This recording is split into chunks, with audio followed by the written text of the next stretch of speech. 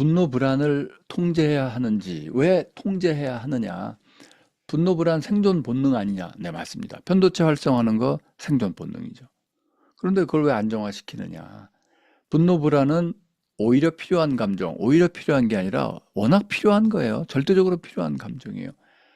그런데 그걸 왜 자꾸 억누르고 통제하려고 하느냐? 정확하게 답변을 드리겠습니다.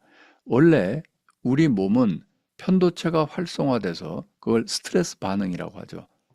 내 생존을 위협하는 상황에서 생존 본능에 따라 내 생존을 지키기 위한 반응, 그게 스트레스 반응입니다. 멧돼지가 나타나거나 아니면 어떤 나의 생명, 생존을 위협하는 상황에서 나는 근육에 에너지를 쫙 보내기 위해서 호흡도 가빠지고 혈액순환 해야 되잖아요. 심장박동도 뛰고 에너지를 근육으로 보냅니다.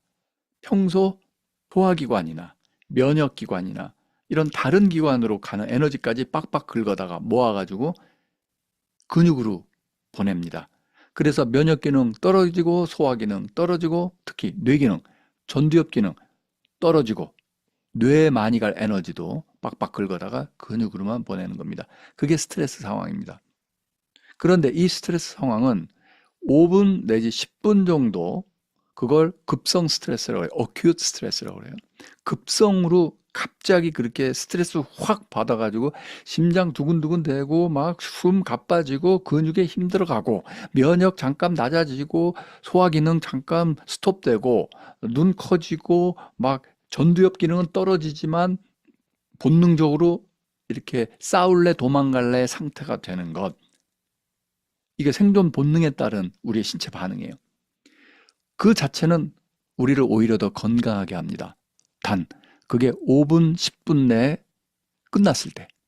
문제는 뭐냐면 이런 스트레스 반응이 5분, 10분 내에 끝나지 않고 1년, 2년 계속될 때, 몇 달이고 계속될 때, 이때 문제가 되는 겁니다.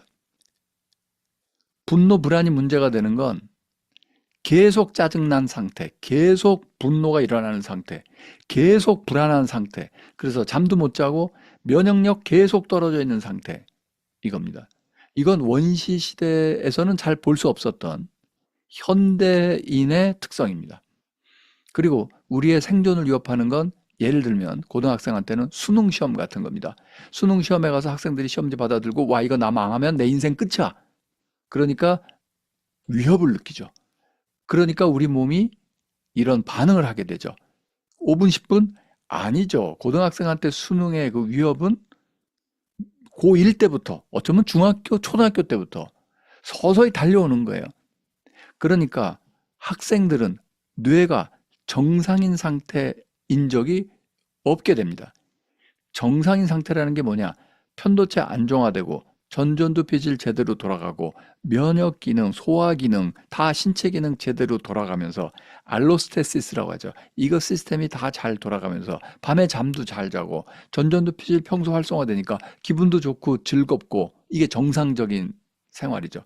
그거 할 기회가 없는 거예요.